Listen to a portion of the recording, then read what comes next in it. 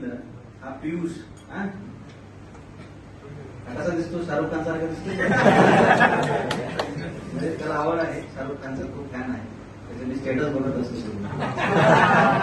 तर हा जो आहे ना, हा ऑपरेटर साठी गेलेला विद्यार्थी. त्यासाठी ऑपरेटिंग साठी त्याला सुपरवायझर केलं. म्हणजे काय त्याची ओळख आहे कंपनीचे, काय कंपनीत काही वशिला लावलाय, पैसे दिले, असा काही प्रकार नाही. कंपनीमध्ये पैसे चालतात का? वशिला कुठेही चालत नाही. म्हणजे इथे काम केलं तरच त्याला मिळतं श्रेय, नाही का? बाप दाखवलं तर श्राद्ध, अशी परिस्थिती इंडस्ट्रीमध्ये आहे. परंतु यांनी कोणत्या स्किलवर सुपरवायझरचा जॉब मिळवला माहितीये का? तर याच्या बोलण्याच्या स्किलवर.